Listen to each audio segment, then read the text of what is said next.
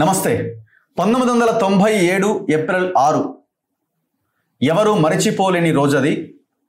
గద్దరన్న మీద కాల్పులు జరిపిన రోజది. ఒక రకంగా చెప్పాలంటే ఆయన పుట్టినరోజు ఏదైనా ఆయనకి పునర్జన్మనిచ్చిన రోజు. ఆ రోజున ఆయన పుట్టినరోజుగా మనందరం జరుపుకోవాల్సిన అవసరం ఉన్నది. సో దీన్ని సరే మీడియాలో ఎక్కడా ప్రచారంలో లేకపోయినా గద్దర్ కూడా అదే రోజుని తన బర్త్డే వేడుకగా ఎవరు ఇంటికి వచ్చినా ఆ రోజునే ఆయన కేక్ కట్ చేయడం కానీ ఇంకోటి కానీ చేస్తూ ఉండేవారట. ఇది చాలామంది తెలియకపోవచ్చు. వాళ్ళ కుటుంబ సభ్యులను అడిగితే మనకి ఈ విషయం మీద ఒక క్లారిటీ వస్తుంది. మరి ఈ రోజుని మనం ఎట్లా అర్థం చేసుకోవాలి? ఎందుకు ఆయన మీద కాల్పులు జరిగినాయి? ఆయన ప్రశ్నించిండు కాబట్టి, ఒక సాంస్కృతిక ఉద్యమాన్ని ప్రజల్లోకి తీసుకెళ్తున్నాడు కాబట్టి పాలకులని వణికించి ఆయన మీద కాల్పులు జరపడానికి కారణమైంది. మరి ఆ రోజుని ఎంత గొప్పగా జరపాలి? మరి పాలకులకి ఆ రోజున గద్దర్ పుట్టినరోజును జరపడం ఇష్టం ఉన్నదా? పాలకులు ఎవరైనా కావచ్చు. ప్రతి రాజకీయ పార్టీ ఒకనాడు ప్రతిపక్షంలో ఉండొచ్చు, ఇంకో రోజు అధికారంలోకి రావచ్చు. అన్ని పార్టీలు అందరూ పాలకులు. మరి వీళ్ళకి ఇష్టం ఉన్నదా? ఈ ప్రభుత్వానికి ఇష్టం ఉన్నదా? ఈ సబ్జెక్ట్ ఒక్కసారి పక్కన పెడితే ఇదే రోజుని గద్దర్ ఫౌండేషన్ ఆధ్వర్యంలో ప్రశ్నించే గొంతులు పాలకుల అణచివేత పేరుతో 6/4/2025 వచ్చే ఆదివారం రోజున సాయంత్రం 5 గంటల నుంచి సుందరయ్య విజ్ఞాన కేంద్రం కళానిలయం హైదరాబాద్లో ఒక సదస్సును ఏర్పాటు చేయబోతున్నారు. గద్దర్ ఫౌండేషన్ ఆధ్వర్యంలో ప్రజలే గద్దరన్న వారసులు, అందరూ ఆహ్వానితులే. అందరూ ఈ సదస్సుకి ఆహ్వానితులే, అందరూ రావచ్చు, పాల్గొనొచ్చు. జీవి సూర్యకిరణ్ ఫౌండర్ అండ్ సెక్రటరీ ఈ గద్దర్ ఫౌండేషన్కి. హూ ఈజ్ జీవి సూర్యకిరణ్ అంటే నా ముందు కూర్చున్నారు. Gaddar foundation founder and secretary, గద్దరన్న కుమారుడు. నమస్తే అన్న. నమస్తే. సో లాస్ట్ ఈ గద్దర్ ఫౌండేషన్ ఏర్పాటు ఇదంతా కూడా మనం గవర్నమెంట్ ఆధ్వర్యంలో జరిగిన కార్యక్రమంలోనే ఈ పేరు విన్నాం. గద్దర్కి మేము చాలా చేస్తాం, ఆయన ఆశయాలను ముందుకు తీసుకెళ్తాం, సో చాలా ఏర్పాటు చేస్తాం అని కొన్ని ప్రకటనలు అయితే మేము విన్నాం. అవును. సరే, ఎక్కడ వాటి గురించిన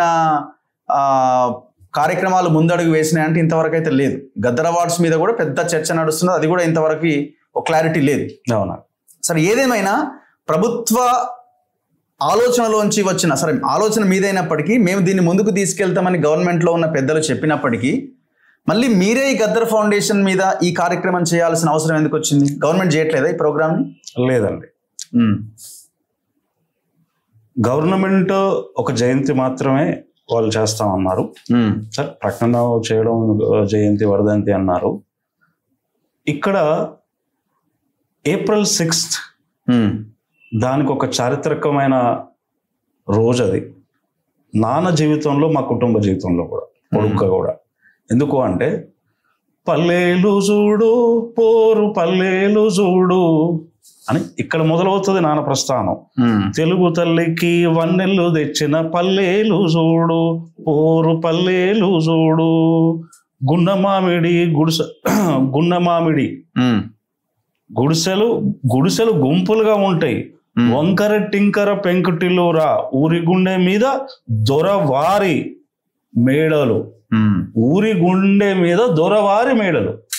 సో పల్లె యొక్క దీన్ని మన భారతదేశం ఏ ఆధారితంగా నిర్మించబడిందో మనం అర్థం చేసుకోవచ్చు. ఎవరి జీవితాల పైన, వారి భవిష్యత్తు పైన ఎవరున్నారు పైన. సో ఈ నేపథ్యం ఉన్న సాహిత్యం ఇది నాన్నది. అది ఒక 40-50 ఏళ్ళ క్రితం ప్రవహిస్తూ వస్తుంది.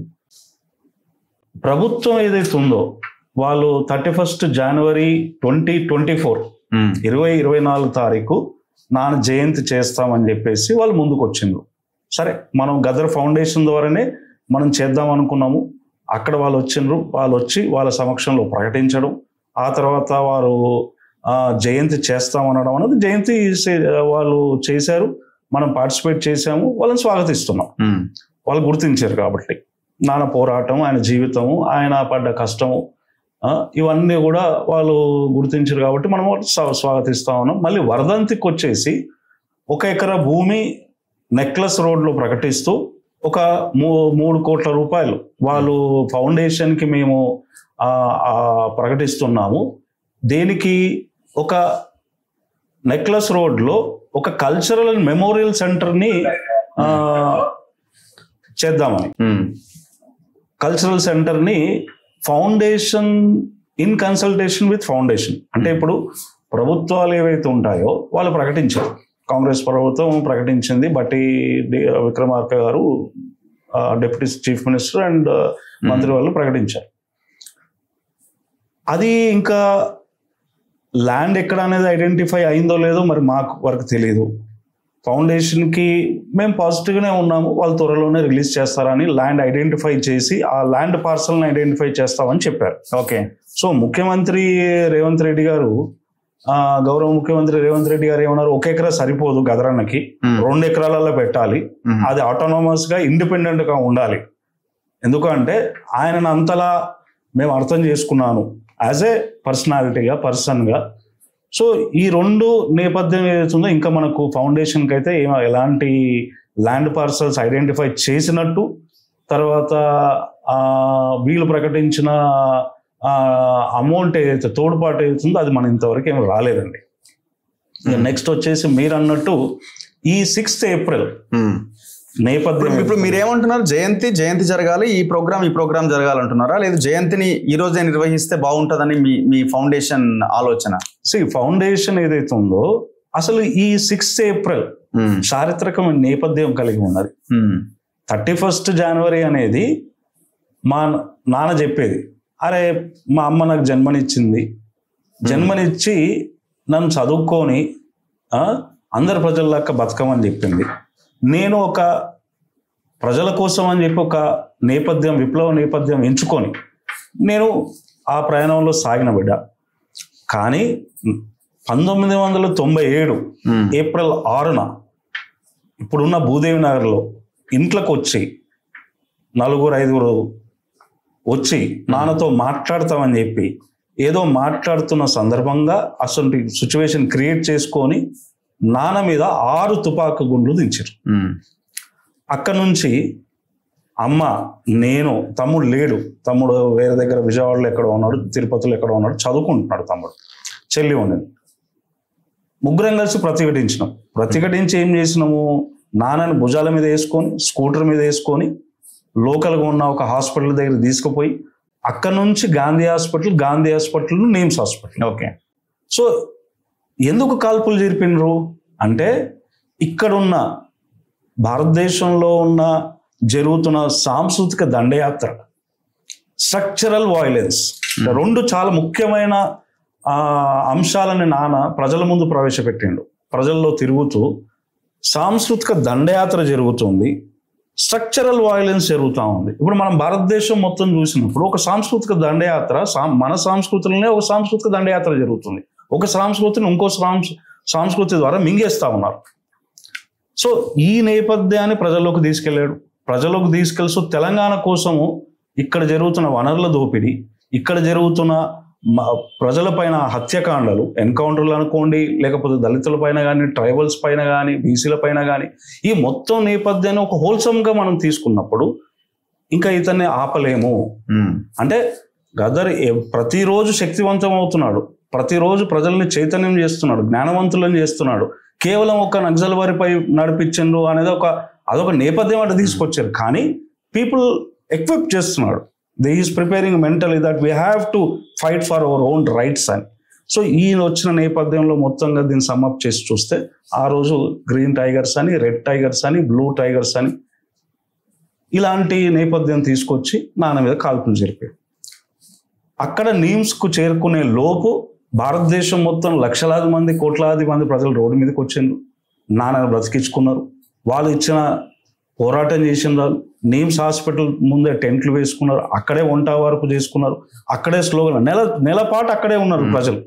సో నాన్న తిరిగి వచ్చినప్పుడు ఒకటే అన్నాడు, నాకు 31st మా అమ్మ జన్మనిచ్చింది, కానీ 6th ఏప్రిల్ నాకు ప్రజలు జన్మనిచ్చారు. సో మిగతా జీవితం మొత్తం కూడా నేను ప్రజలతోనే బతుకుతా అన్నాడు. వెన్నుపూసలో ఒక బుల్లెట్ పెట్టుకొని కూడా, అంటే 6 బుల్లెట్లు తనపై కురిపిస్తే కాలుస్తే 5 బుల్లెట్లు తీసిండ్రు. The surgery went for almost 24 hours. అప్పటి వరకు గద్దర్ బ్రతికుంటాడా లేదా అని కూడా ఎవరికి తెలియదు. 24 hours సర్జరీ, అంతే కదా. ఇక్కడ నుంచి ఇక్కడ వరకు కోసేసిండ్రు. అందుకే నాన్నకు మీరు అది చూస్తే ఆ మార్క్ ఉంటుంది ఎప్పుడు. సో అది అట్లా పచ్చి పుండు లెక్క ఉంటుంది. సో అంత పెయిన్ని కూడా తను భరిస్తూ వెన్నుపూసలు ఆ బుల్లెట్ పెట్టుకొని కూడా తను చివరి వరకు ప్రజల పోరాటాల వైపు ఉన్నాడు. ప్రజలు పడుతున్న ఈ మనో ఆవేదన తీసుకోండి, లేకపోతే వాళ్ళ పరిస్థితుల్లో రాజకీయమైన స్థితులు కానీ ఆర్థికమైన స్థితులు కానీ వాళ్ళని ఎట్లా అణిచివేయబడుతున్నారో అనే దాంట్లో తీసుకొచ్చిన అనేక సాహిత్యం ఉన్నది దీంట్లో. కానీ ఇప్పుడు జయంతి జరపడానికి ప్రభుత్వాలు అంగీకరిస్తాయి, వర్ధంతి జరపడానికి రెడీ అవుతాయి, కానీ ఈ డేని జరపడానికి వాళ్ళు ఎందుకు రెడీగా ఉంటారు అనుకుంటారు? ఎందుకు అంటే నేను అనుకోవడం, ఎందుకు ఉండరు, ఎందుకు ముందుకు రారు, ఎందుకు దీన్ని చారిత్రకంగా ఎందుకు తీసుకోరంటే ఇక్కడున్న వ్యవస్థ, రాజకీయ వ్యవస్థలన్నీ కూడా అవి సామాజికమైన ఒక పరిస్థితులతో నిర్మాణం వచ్చినవి కావాలి. ఇప్పుడు విప్లవం ఆయా వర్గాల చేతిలో ఉన్నాయి కాబట్టి వాళ్ళు కాల్పులు జరిపిన వర్గాలు కూడా వాళ్ళ ప్రభావిత వర్గాలే కదా. అంతే ఇక్కడ. అందుకే నానంటే ఇక్కడ కులం ఒకటే లేదు, వర్గం ఒకటే లేదు, కులం కూడా ఉంది అంటాడు. సో ఈ నేపథ్యం తీసుకున్నప్పుడు అసలు ప్రభుత్వాలు ఏమున్నా కూడా, ఇప్పుడు కాంగ్రెస్ ప్రభుత్వం కోసం నాన్న దాదాపు 1 సంవత్సరం పాటు వాళ్ళతో కలిసి తిరిగిండు, కండువా కప్పుకోలేదు. కానీ చలో మనం ఒక ప్రయాణం చేద్దాం, ఒక భారత రాజ్యాంగాన్ని తీసుకొని పోదాం, ప్రజలకు తీసుకెళ్దామని. నేను అనేది ఏంటంటే ఇది కదా తీసుకోవాల్సింది. ఎందుకు అంటే ఇది తీసుకోవడం వల్ల ఏమవుతుంది అంటే ఈ వర్గంలో ఉన్న వాళ్ళు ఎవరైతే ఉన్నారో వాళ్ళు ఎట్లా అతమర్చాలనుకున్నారు నాన్నని. సో అందుకే నానంటే ఒక ప్రశ్న, పాట అంటే ఒక ప్రశ్న, ప్రజల్ని చైతన్యం చేయడం, ప్రజల్ని కదిలించడం, ప్రజల్ని సమూహాలుగా మార్చడం, వాళ్ళందరినీ జ్ఞానవంతులను చేయడం. సో ఈ నేపథ్యంలో వచ్చిన అనేక పాటలు. మెదకు జిల్లంటేరా ఒరి నాయన మెతుకులేని జిల్లంటారురా, ఒరి నాయన మెతుకులేని జిల్లంటారురా. అంటే మెదకు జిల్లాలో పుట్టిన నాన్న ఎక్కడి నుంచి నేపథ్యం, అసలు నా ఊరు ఎట్లుంది, నా పల్లె ఎట్లుంది అని. సో అక్కడి నుంచి తన సాహిత్యాన్ని తీసుకొని ముందుకు వచ్చింది. సో ఇప్పుడు ఈ ప్రోగ్రామ్కి అందరినీ ఆహ్వానిస్తున్నారా, పార్టీ లీడర్లను కూడా? ఇక్కడ మేమేమనుకున్నామంటే మనం ప్రతి జయంతికి వర్ధంతికి అందరిని ఇన్వైట్ చేసాము. వాళ్ళందరూ కూడా నేను ఫోన్ కాల్ చేయడము, చెప్పడము, వాళ్ళందరూ కూడా పార్టిసిపేట్ చేశారు. ఈసారి ముఖ్య అతిథిగా కొంతమందిని అనుకున్నాం. దాంట్లో మీనా కందస్వామి గారు ముఖ్య అతిథిగా వస్తున్నారు. ఓకే, మీరు తెలుసు, తను రచయిత్రి, తను వస్తున్నారు ఈ టాపిక్ మీద మాట్లాడడానికి. అట్లాగే అజయ్ కుమార్ వేములపాటి, శ్రీ అజయ్ కుమార్ వేములపాటి గారు నాన్న ఫైరింగ్ తర్వాత హాస్పిటల్ నుంచి నేరుగా వాళ్ళ ఇంటికి వెళ్ళారు. వారు నెల్లూరు జిల్లా వాసి, ఆయన కమ్యూనిస్ట్ యోధుడు, వాళ్ళ ఫాదర్ గారు అనంతరమయ్య గారు, వారి కుమారుడు. నాన్న అంటే చాలా ఇష్టం. సో నాన్న ఫైర్ నీమ్స్ నుంచి వాళ్ళ ఇంటికి వెళ్ళి అక్కడే ఉన్నాడు నాన్న. చూసుకోవడానికి ఎవరు ఉండాలి కదా, హాస్పిటల్ దగ్గర ఉండాలని. సో వారు ప్రస్తుతం ఆంధ్రప్రదేశ్ టిడ్కో చైర్మన్ గా ఉన్నారు. Janasena party national spokes person కూడా, వారు కూడా ఇద్దరు వస్తున్నారు. ఇంకా నేపథ్యం గంటా చక్రపాణి గారు, ఇంకా చాలా మంది మనం ఇన్వైట్ చేసాం. వాళ్ళందరూ వస్తున్నారు. అందరినీ కూడా మనం ఆహ్వానిస్తున్నాం రమ్మని. నాన్నతో కలిసి పనిచేసిన వాళ్ళందరూ కూడా వేదిక పైన అవకాశం ఉన్నప్పుడు మనం తప్పకుండా పిలిచి. ఈ లైన్ ఎందుకు పెట్టారు మీరు? ప్రశ్నించే గొంతులు పాలకులు అణచివేత అని. ఇబ్బంది అనిపిస్తుంది ఏమో గవర్నమెంట్ లో ఉన్న వాళ్ళకి? గవర్నమెంట్ లో ఉన్న వాళ్ళకి ఇబ్బందులు అన్నప్పుడు వాళ్ళు కూడా ప్రశ్నించే గవర్నమెంట్ లోకి వచ్చిండ్రు కదా. ఓకే, ఇప్పుడు ఎవరైనా కానీ ప్రభుత్వంలోకి ఎట్లా వస్తారు? అంతే కదా, క్వశ్చన్ చేసి ప్రజలలో ఉన్న ప్రజలు ఏవైతే వాళ్ళు పాలకులు ఎప్పుడు ఏం చేస్తారు, ఒక పాలకు వచ్చిన తర్వాత ప్రజలను అట్లే ఉంచుతారు. ప్రతిపక్షాలుగా ఉన్న వాళ్ళు ఏం చేస్తారు, వాళ్ళ గొంతుకై వాళ్ళని ప్రశ్నిస్తూ అధికారంలోకి వస్తాం. అవును, ఇది ఈ డెమోక్రటిక్ సిస్టంలో వచ్చే మార్పులు ఇవి. సో ప్రశ్నించే గొంతులు పాలకులు అణచివేత అన్నప్పుడు బహుశా నేను అనుకుంటే ప్రభుత్వానికి ఎలాంటి ఇబ్బంది ఉండదు. ఎందుకంటే వాళ్ళు కూడా రేపు కేంద్ర ప్రభుత్వంతో ప్రశ్నిస్తున్నాం అంటున్నారు, కొట్లాడుతున్నాం అంటారు. అనేక అంశాలు ఉన్నాయి. మనం ఒక అంశం అని కాదు. వీళ్ళు ఇప్పుడు ఏదైనా సాధించుకోవాలంటే పార్లమెంట్లో ప్రశ్నలు వేయాలి, పార్లమెంట్లో వాళ్ళు క్వశ్చన్ ఎలా ఆన్సర్ చేసుకోవాలో కొట్లాడాలి. బేసికలీ యుద్ధం అంటే కేవలం తుపాకులు ఒకటే కాదు రఘు గారు. నాన్న ఎప్పుడు చెప్పేది, యుద్ధం అంటే ద లీస్ట్ ఫార్మ్ ఆఫ్ విప్లవంలోకి ఎప్పుడు పోవద్దు. మనం ప్రజలు ఎప్పుడైనా కానీ సాంస్కృతిక దండయాత్రని, స్ట్రక్చరల్ వైలెన్స్ని ఎట్లా ఎదుర్కోవాలి అంటే వాళ్ళు సాంప్రదాయ యుద్ధాన్ని తీసుకోవాలి. సాంప్రదాయ యుద్ధం అంటే ఏంటిది? ఆ సాంఘిక శాస్త్రీయమైన వాళ్ళు ఎవరైతే జముకలకి ఇట్లా వాడతారో వాళ్ళు తీసుకొని పోవాలి. ఇప్పుడు ఈ ప్రశ్నించే గొంతులు పాలకులు అణచివేత అనేది ఇబ్బందికరంగా ఆ వర్గానికి ఉంటుంది, ప్రభుత్వానికి ఉండొద్దు అని ఇందాక అదే ఇంట్రోలో అదే చెప్పాను కదా. ఇవాళ కాంగ్రెస్ ఉండొచ్చు, మొన్న బీఆర్ఎస్ ఉండొచ్చు, రేపు ఇంకొకరు ఉండొచ్చు. అవును, వీళ్ళందరూ పాలకుల కిందకే వస్తారు కదా అల్టిమేట్. ఎవరైనా పాలకుల కిందకే వస్తారు. ఎందుకంటే సామాజికంగా ఒక పార్టీ నిర్మాణం జరగాలి, అది సిద్ధాంతం దేని మీద ఉండాలి నాన్న చెప్పేది. బిడ్డ ఇట్లున్న నిచ్చెన మెట్లని ఇది మాదిగోలవాడ, ఇది మాలోలవాడ, ఇది బెస్తోలవాడ, ఇది ఉన్నోలవాడ, ఇట్లా చెప్పుకుంటూ వచ్చేది కదా. తను ఈ నిచ్చెన మెట్లో ఉన్న భారతదేశంలో, ఈ నిచ్చెన మెట్లో ఉన్న మన గ్రామీణము, మన భారతదేశము, దాన్ని ఇట్లా చేయమని నేను అంటలేను బిడ్డ, దీన్ని బ్యాలెన్స్ చేసుకోమంటున్నా. సో ఈ బ్యాలెన్స్ చేసుకునే క్రమంలో ఇప్పుడు ముఖ్యంగా మనం ఇక్కడ చూస్తున్నాం. అంటే ఒక ఉదాహరణకు నేను ప్రజలకు నేను అర్థమైనట్టు నాన్న ఇచ్చిన జ్ఞానంతో నేను చెప్తున్నాను. ఇక్కడ మనకి ఏమర్థం అవుతుంది, ఒక కమ్యూనిటీ బేస్డ్గా మనం ఈరోజు మీటింగ్స్ పెడతా ఉన్నాం. సో ఆ కమ్యూనిటీ బేస్ పెట్టుకున్నప్పుడు మనం కేవలం మన కమ్యూనిటీ గురించే కాదు బిడ్డ మనం మాట్లాడాల్సింది. అంటే తను చెప్పేది అట్లా. ఇక్కడ మనం ఒక సమూలంగా ఏర్పడ్డాం, కానీ మనది ఒక 50% మన గురించి కొట్లాడుతూ కింద ఉన్న వాళ్ళ గురించి కూడా మనం ప్రస్తావన తీసుకురావాలి. సో అప్పుడు అసొంటి సమాజం వచ్చినప్పుడు ఖచ్చితంగా ఏమవుతుందంటే బ్యాలెన్స్ అవుతుంది, సమాజంలో సమతుల్యమైన న్యాయం జరుగుతుంది అనేది నా అభిప్రాయం ఉండే. అదే నేపథ్యంతో మనం ఇది కొనసాగిస్తా ఉన్నాం. ఖచ్చితంగా మీరు దీన్ని అధికారికంగా ప్రభుత్వం నిర్వహించాలి అన్న డిమాండ్ ఏమైనా చేస్తున్నారా ఫౌండేషన్ తరపు నుంచి? అధికారికంగా ప్రభుత్వం చేస్తే చాలా సంతోషిస్తారు ప్రజలందరూ. ఎందుకంటే ప్రశ్నించే గొంతులందరినీ వాళ్ళు కాపాడుకోవాల్సిన బాధ్యత సమాజం ఎట్లా కాపాడుకుంటుంది. ఇప్పుడు మీలాంటి జర్నలిస్టులు కానీ, ఆ రోజు జర్నలిస్టులు, డాక్టర్లు, ప్రజా సంఘాలు, ప్రజలు సమూలంగా గదరన్నని రక్షించుకున్నారు, బ్రతికించుకుంటూనే తిరిగి మళ్ళీ ప్రజల ముందు వచ్చారు. అలా చాలా మంది ఉన్నారు సమాజంలో. మనం చూసినప్పుడు చాలా వ్యక్తులుగా సమాజంలో జరుగుతున్న పాలకులు చేసే ఈ దమనకాండని ప్రశ్నించే వాళ్ళు ఉన్నారు. ఈరోజు మా చైర్పర్సన్ ఉన్నారు, professor Shanta Sinha, Gaddar foundation chairperson. She is tremendous fighter. తను ఒక విద్యార్థుల మీద తను జీవితం మొత్తం త్యాగం చేసింది. సో అట్లా తను ఒక ఇప్పుడు HCU స్టూడెంటే. సో దాని మీద కూడా తను మాట్లాడుతున్నాడు. సో ఎవరు కాపాడుకోవాలి? ఇప్పుడు అన్నీ కూడా ప్రభుత్వాలకు తెలియండి, అన్నీ కూడా ఈ పైన ఉన్న వర్గానికి ఎవరు తీసుకుపోవాలి? తాళం చేతి ఎక్కడ ఉంటుంది? ఓపెన్ చేసేది ఎవరు? సో ఇలా ప్రశ్నించే గొంతుల్ని ప్రభుత్వం అండగా ఉందనుకోండి, శాస్త్రీయమైన ప్రశ్న, అశాస్త్రీయమైన ప్రశ్నలు కాదు, శాస్త్రీయంగా కింద అట్టడుగు ప్రజల నుంచి వస్తున్న శాస్త్రీయమైన ప్రశ్నల్ని, వాళ్ళు ఫేస్ చేస్తున్న ఆర్థిక, రాజకీయ, సాంఘిక ఇబ్బందులని ఏవైతే సమూలంగా ప్రజల్ని సమకూర్చి ఒక దగ్గర చేర్చి వాళ్ళకు ప్రశ్నిస్తారు. అరే మా ఊరు ఇట్లెందుకు ఉన్నది? ఇప్పుడు ఇది 97 నుంచి ఏప్రిల్ మళ్ళీ 25 ఏప్రిల్ 6 వరకు ఆల్మోస్ట్ 28 years కదా. 28 సంవత్సరాలు. 28 సంవత్సరాలు. సో 28 ఇప్పుడు మీరు ఎందుకు చేయాలని దీన్ని అనుకుంటున్నారు? అంటే బిఫోర్ ఇది ఏమైనా ఒక ప్రోగ్రామ్ గా చేయాలని గద్దర్ గారు ఉన్నప్పుడు ఏమైనా ఆలోచన రాలేదా? ప్రతి సంవత్సరం నాన్న చేసేవాడు. ఓకే, మనకు తెలంగాణ ఉద్యమంలో మొత్తం తన తెలంగాణ ప్రజలతోనే ఉన్నాడు.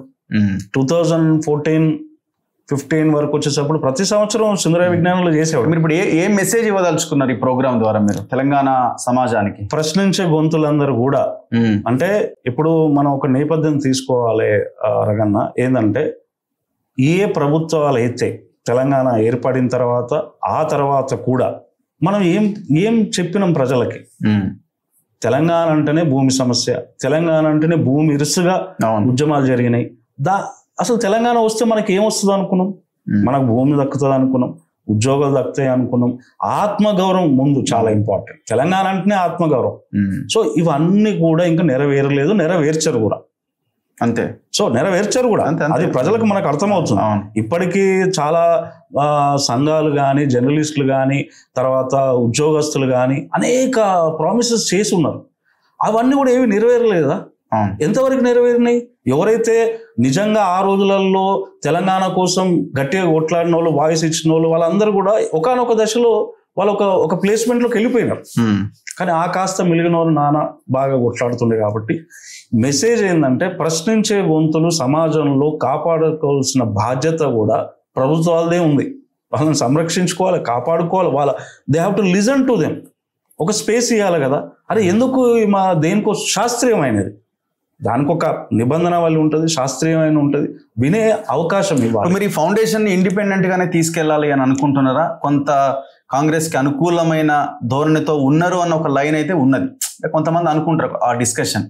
సో రేవంత్ రెడ్డితో అనో బట్టితో అనో కొంచెం దగ్గరగా ఉన్నారనో వాళ్ళతో డిస్కస్ చేయడంలో వీళ్ళన్నీ చెప్పుకుంటారనో ఇట్లా ఒక రకమైన ఫీలింగ్ అయితే కొంతమందిలో ఉంటది జనరల్ గానే ఉన్నది. సో ఆ లైన్ లోనే వెళ్తుంటారా, లేదు మీరు ఇండిపెండెంట్ గా అవసరమైతే గవర్నమెంట్ ని కూడా వ్యతిరేకించి ఈ ఫౌండేషన్ ద్వారా ప్రోగ్రామ్ చేయడానికి రెడీ అవుతారు? గవర్నమెంట్ ఏదైతే ఉందో, ఏ గవర్నమెంట్ వచ్చినా కూడా ఇప్పుడు నానున్నప్పుడు we use to communicate with everyone. అన్ని రాజకీయ పార్టీతో, వ్యవస్థలతో, వ్యక్తులతో కమ్యూనికేట్ చేసేవాడు. సో ఇప్పుడు నాన్న చివరి ప్రయాణం కాంగ్రెస్ పార్టీతో భారత రాజ్యాంగాన్ని పట్టుకొని ప్రయాణం చేసిండు. సో వాళ్ళు నాన్న కాలం చేసిన తర్వాత, చిరంజీవులు అయిన తర్వాత వాళ్ళు ప్రకటన చేసిండ్రు. సో జరిగిన నేపథ్యం ఇవన్నీ ఉన్నాయి. సో వాళ్ళు ముందుకొచ్చి మాట్లాడుతున్నారు కాబట్టి వాళ్ళు ప్రకటించారు. అవును, అంత మాత్రాన మనం వ్యక్తిగా కానీ సంస్థగా కానీ మనం ఇండిపెండెంట్ గానే ఉంటాం. అందుకే ప్రశ్నించే గొంతులు పాలకులు అణిచివేత. సో అది we are very clear about that. మనం గవర్నమెంట్ ఏదైతే ప్రోగ్రెసివ్ థింకింగ్ తో వెళ్తుంటుందో డెఫినెట్లీ అందరూ కూడా అలానే అవుతారు. We are organisation of small, we have started it. So నాన్న ఉన్న సాహిత్యము, ఆయనకున్న వీడియోస్ ఇవన్నీ కలెక్ట్ చేయమన్నారు, మనం కలెక్ట్ చేస్తా ఉన్నాం. ఇవన్నీ కూడా ఒక లైబ్రరీ పెట్టమని అన్నారు. సో ఇవన్నీ కూడా ఏంది, నాన్న ఇదైపోయిన తర్వాత చాలా నాన్నతో అనుబంధం ఉన్న వాళ్ళు, ఆ భావాలతో ఉన్న వాళ్ళందరికీ గదర్ గురించి ఏం కావాలి అని కోరుకుంటున్నారు. కాబట్టి ఏది గదరానికి ఒక ఇండిపెండెంట్, ఆయనని ఏ పార్టీతో కలపొద్దు, ఏ సంస్థలతో కలపొద్దు, ఆయన ఎప్పుడు ఇండిపెండెంట్ గా ఉన్నాడు, నాన్న ఎప్పుడు ఇండిపెండెంట్ గా ఉన్నాడు. కానీ మీరు ఫౌండేషన్ అంటున్నారు, బేసిక్ గా సూర్యం గారికి రాజకీయాలంటే చాలా ఇంట్రెస్ట్, చట్టసభలో కూర్చోవాలన్న ఇంట్రెస్ట్ ఉంది. గద్దర్ ఉన్నప్పుడు కూడా ఆయన టికెట్ కోసం ప్రయత్నం చేసిందని కొన్ని వార్తలు వచ్చినాయి. రీసెంట్ గా మొన్నటి ఎమ్మెల్యే ఎలక్షన్స్ కానీ, తర్వాత కార్పొరేషన్స్ చైర్మన్ ఈ పదవి వచ్చేటప్పుడు కూడా ఆయనకి ఏదో ఒక పదవి ఇస్తారు అన్న ఒక చర్చ జరిగింది. సరే, మీ ఫ్యామిలీ నుంచి ఇంకొకరికి ఇచ్చినా మీ పేరు కూడా ప్రధానంగా వినబడ్డది. మరి రాజకీయాలు కావాలనుకున్న, చేయాలి అనుకున్న సూర్యం ఫౌండేషన్ ద్వారా ఇంకో లైన్లోకి వెళ్తున్నాడా, లేదు ఇది లీడ్స్ టు రాజకీయమా? రఘు గారు, నాన్న ఒక రాజకీయ నాయకుడు కాదు, ఆయన ప్రజా పోరాటాల ప్రతినిధి.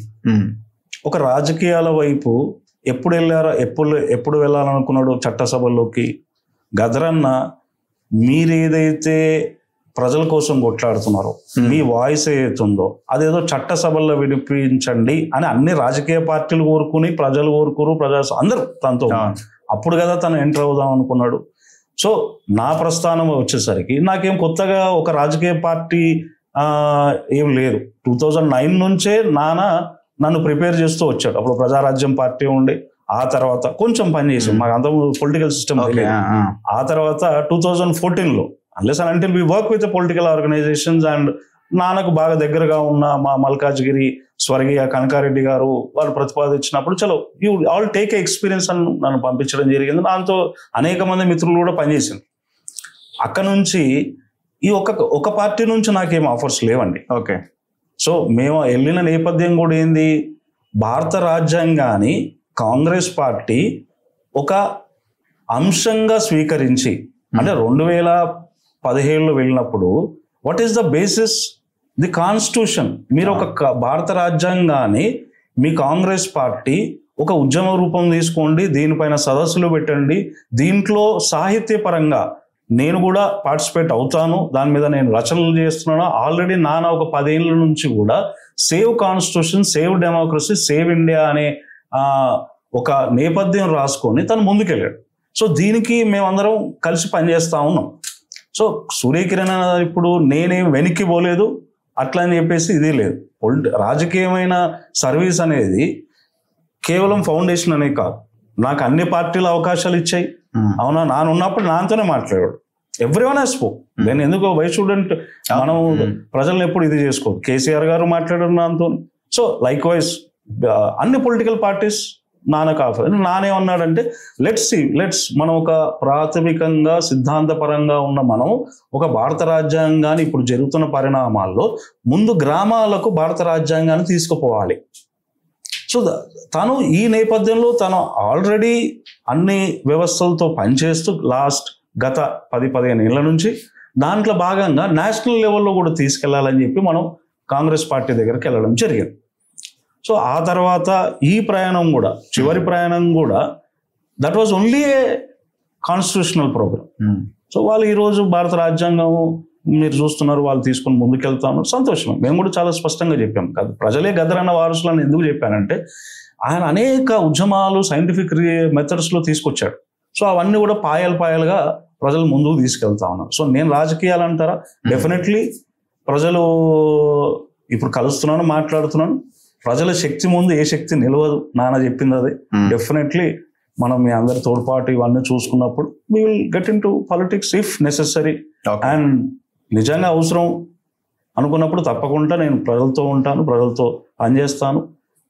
డెఫినెట్లీ మీరు రాజకీయాల్లో అసెంబ్లీలో పోయి మాట్లాడంటే డెఫినెట్లీ మాట్లాడతాను. మళ్ళీ అందులో ప్రశ్నే ఉంటుందా?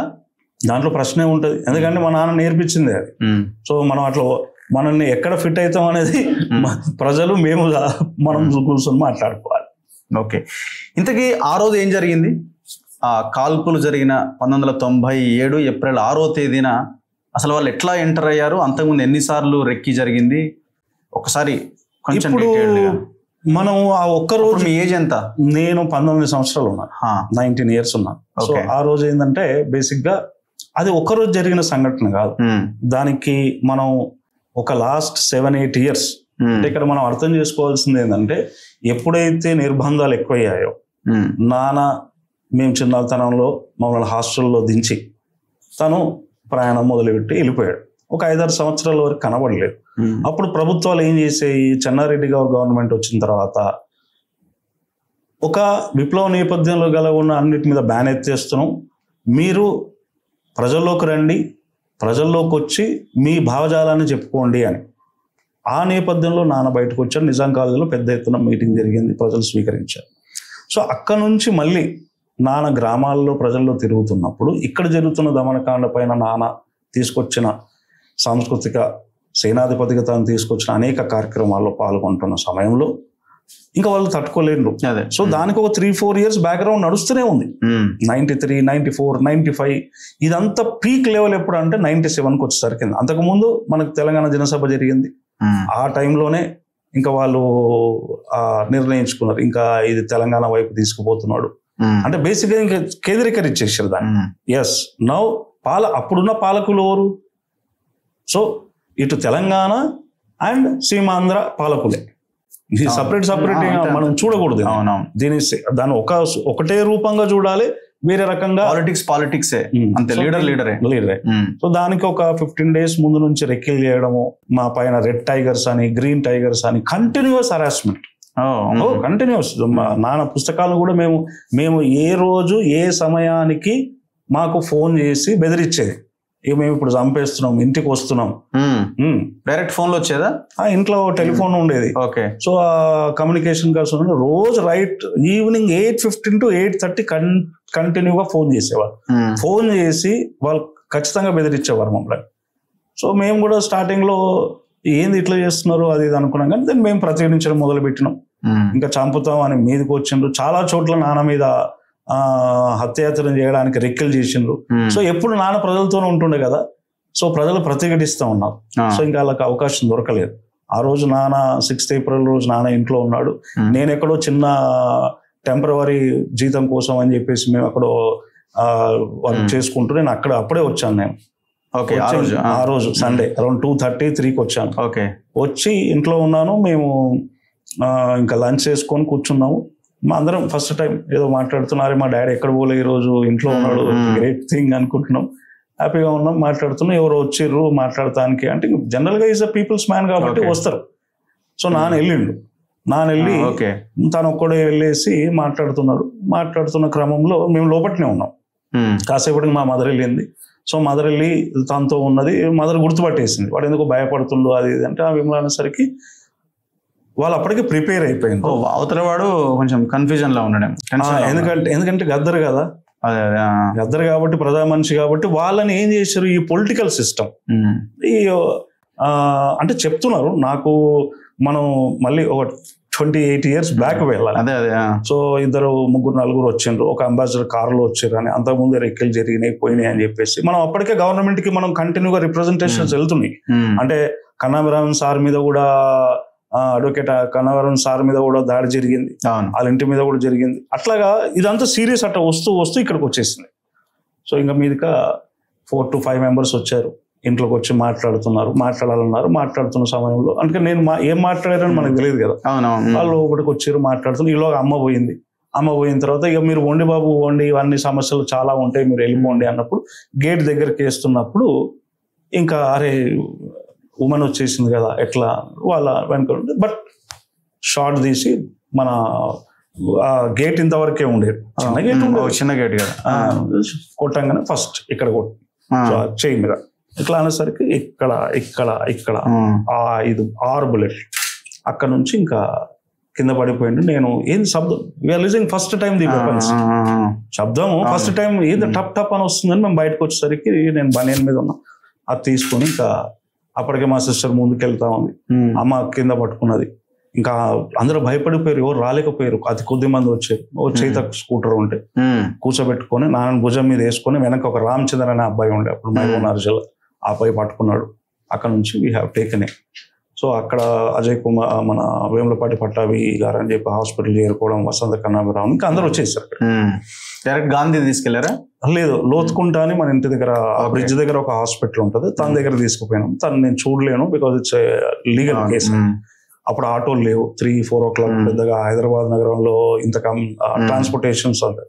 అక్కడ నుంచి ఒక ఆటో వస్తే ఆటో మాట్లాడుకొని ఎక్కించుకొని గాంధీ హాస్పిటల్ తీసుకున్నాం. గాంధీ హాస్పిటల్ పోయిన తర్వాత అప్పటికి ఎవరు అంటే ఇంకా అప్పటికి నాన్న చెప్తూనే ఉన్నాడు, టెల్ ఐఎమ్ గద్దర్ తీసుకొచ్చిన ఫైరింగ్ అయింది అని మాట్లాడుతూనే ఉన్నాడు. డాడీ నాన్న చాలా ధైర్యంగా ఉన్నాడు, మాట్లాడుతూనే ఉన్నాడు, కంటిన్యూస్ టెల్లింగ్ నాకేం కాదు అంటాడు. ఎందుకు అంటే హి వాజ్ లిఫ్టింగ్ ది స్పిరిట్స్. ఎందుకంటే మేమిద్దరే ఉన్నాం కదా, ఆటోలో అమ్మ ఉన్నది, నేనున్నా. అక్కడ నుంచి అక్కడికి పోయిన తర్వాత స్ట్రెచర్ మీద పెట్టిన తర్వాత ఇంజక్షన్లు తీసుకురండి అది ఇది అని అంటున్నాడు. అప్పటికి నాన్న కొంచెం ఎంతసేపు ఆల్మోస్ట్ 1.5 hour అయింది కదా, గంట సేపు ఉదయనగర్ టు గాంధీ హాస్పిటల్ అంటే ఇట్స్ 1 hour ఫర్ అస్.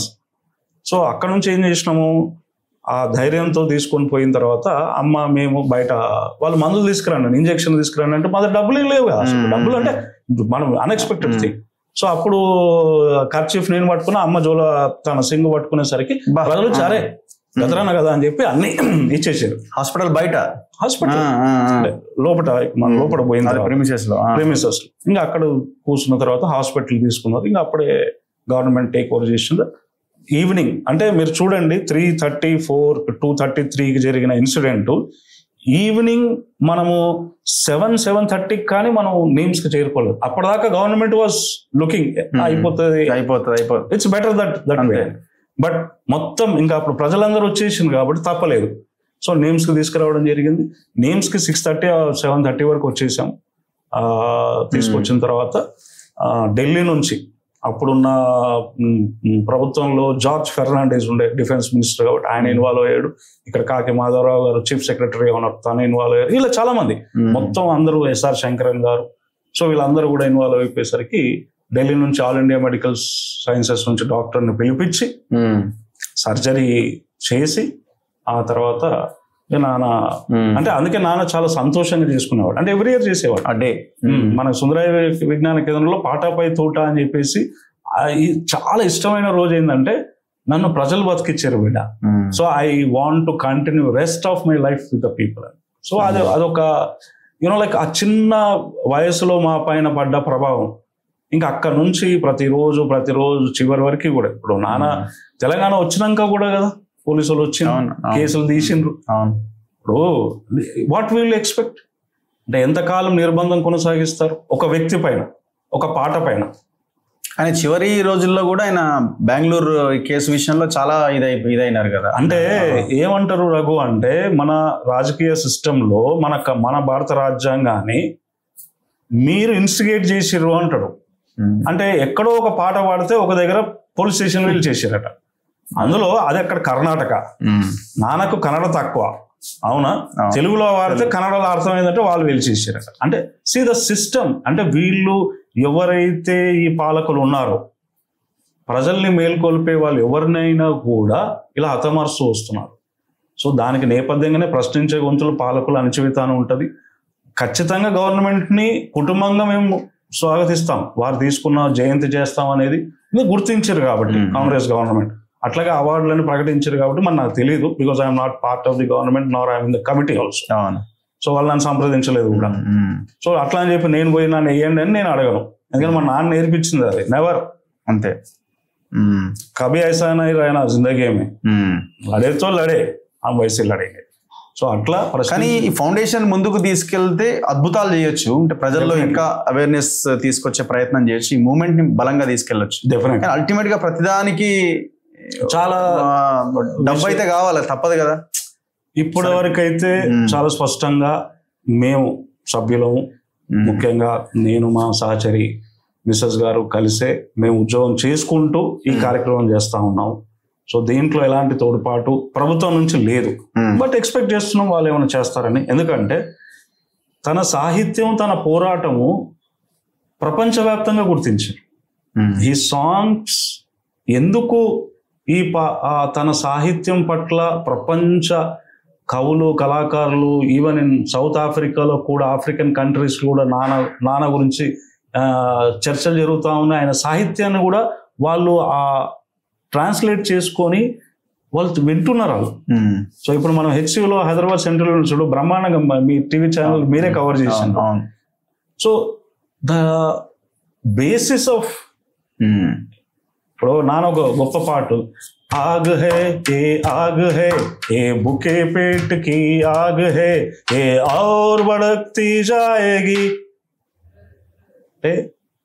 ఎప్పటి వరకు అయితే నువ్వు ప్రజల్ని వాళ్ళ మనోభావాల్ని ఆత్మగౌరవంతో పాటు నువ్వు పాలకులు అంచి పెడతారో, అందుకే అంటాడు ఒక గొప్ప పాట ఉంటాయి ఇప్పుడున్న, అంటే 30 ఏళ్ల క్రితం రాసిన పాట. ఏం పాట అది? పెట్రోల్ ధర విరగబట్టే నాగులో నాగన్న.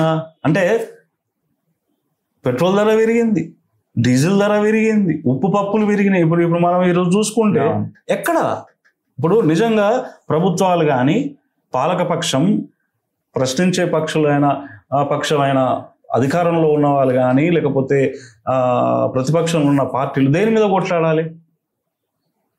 కొట్లాడాలి? వాళ్ళు అసలు ఎందుకు ధరలు ఇంత కాస్ట్లీ అవుతుందా?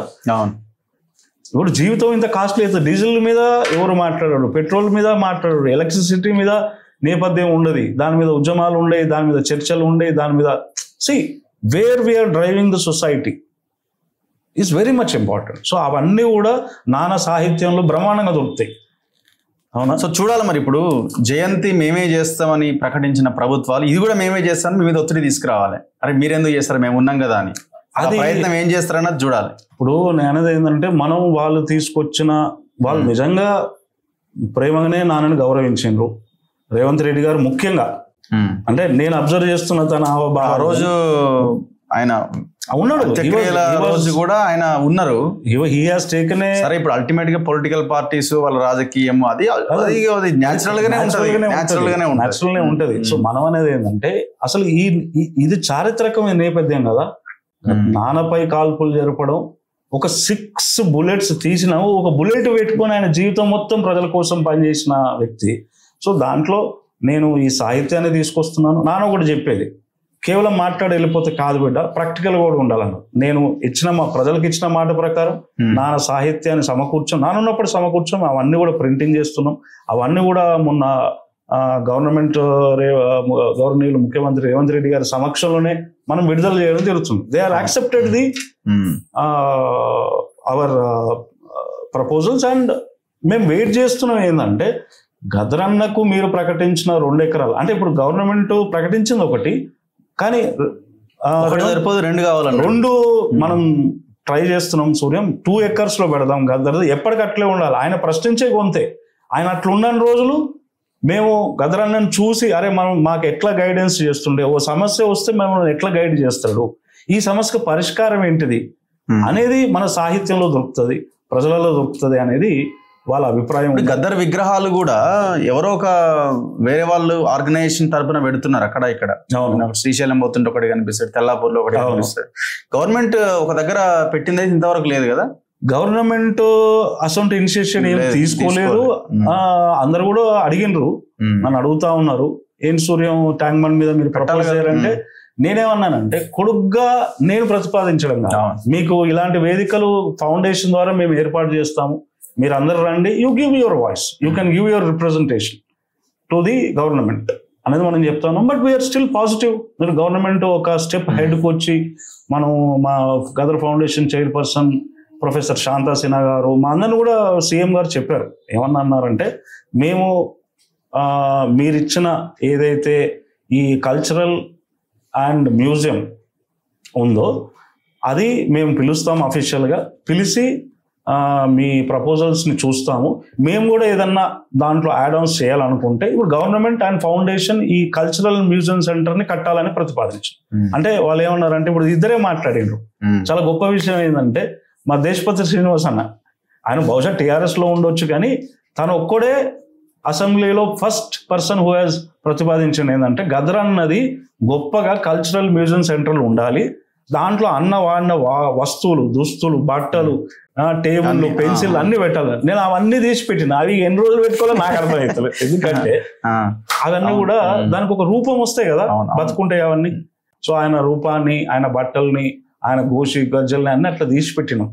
ఇక ప్రభుత్వం వాళ్ళు ఎప్పుడు కరుణిస్తే అప్పుడే అన్నట్టు ఉన్నది మా పరిస్థితి. But still with a good respect వాళ్ళు ఇచ్చిన మాట నిలబెట్టుకుంటారని నేను ఆశిస్తూ ఉన్నాను. గదర్ ఫౌండేషన్ ఎప్పుడు ఇండిపెండెంట్ గానే ఉంటుంది. ప్రజలు కూడా అదే కోరుకుంటారు, మేము కూడా అదే కోరుకుంటున్నాం. డెఫినెట్లీ ప్రజల భావాలు ఏవైతే ఉన్నాయో అవి వేదికగా మేము గదర్ అన్న ఈ మూడు అంటే అంటే as a son and as a people ఇది పునర్జన్మ దినం. 1 ఆగస్టు 6 తన నెంగికి చేసి మళ్ళీ ప్రజల దగ్గరికి వచ్చింది రోజు అది. సో ఈ రెండు చాలా ఇంపార్టెంట్ అయిన డేస్ ఆయన జీవితంలో, ప్రజల జీవితంలో. ఎందుకంటే మొత్తం ప్రపంచమే షాక్ అయిపోయింది, గదర్ అన్న మీద ఫైరింగ్ జరిగిందా. అక్కడ నుంచి మళ్ళీ ఆయన ఉన్నాడు. కాబట్టి ఇప్పుడు ఏమైనా ప్రజలారా, మీ గదర్ అన్న మీటింగ్స్ మేము ఇంతవరకు చేయగలుగుతున్నాం. మీరు అందరూ కూడా ప్రజా కవులు, కళాకారులు, మేధావులు, జర్నలిస్ట్ మీరందరూ రక్షించుకోరు. తనయుడుగా నేను ఒక వేదికను ఏర్పాటు చేస్తున్నా. మీరు అందరూ రండి, ఈ సభను విజయవంతం చేయాల్సిందిగా కోరుకుంటున్నాను. అట్లాగే మీ దగ్గర ఉన్న సాహిత్యం, నా ఆడియోస్, వీడియోస్ ఏవైతే ఉన్నాయో మాకు ఇచ్చినా పర్లేదు, మా తొలి వెలుగు రఘున్నకి ఇచ్చేసినా పర్లేదు. ఇవన్నీ కూడా we are constructing a life history of Gaddar along with his teams. తనతో కలిసి పనిచేసిన అనేక మంది ఉన్నారు. సో ఇవన్నీ చేస్తున్నాం రఘు. So thank you. ఈ అవకాశం నన్ను పిలిపించి ఇది ఒక గొప్ప ఇంటర్వ్యూ చేసిన, ఇది మా బాధ్యతగా మేము స్వీకరిస్తున్నాం. Thank you very much. So ఖచ్చితంగా ప్రజలు ఈ గద్దర్ పునర్జన్మ దినాన్ని గ్రాండ్ గా సెలబ్రేట్ చేసుకోవాల్సిన అవసరం ఉంది. జిల్లాల్లో, మండలాల్లో, ఆయా గ్రామాల్లో ఎవరైతే ఈ సమావేశానికి, సదస్సుకు రాని వాళ్ళు ఉంటారో మీ ప్రాంతాల్లో ఈ రోజుని గ్రాండ్ గా సెలబ్రేట్ చేసుకోవాల్సిన అవసరం ఉంది. ఇది ప్రశ్నించే గొంతుల రోజుగా కూడా దీన్ని గుర్తించాల్సిన అవసరం ఉంది ప్రభుత్వాలు. సో ఎలాంటి ఇబ్బంది లేదు. సరే, పాలకులు ఎవరు, వాళ్ళు ఎవరు ఈ రూల్ చేస్తున్నారు, ఏ వర్గాలు అన్నది పక్కన పెడితే డిమాండ్ అయితే మనం వినిపించాల్సిన బాధ్యత ఉన్నది. ఈ సదస్సుని మనందరం సక్సెస్ చేద్దాం. చూస్తూనే ఉండండి మన తొలి వెలుగు.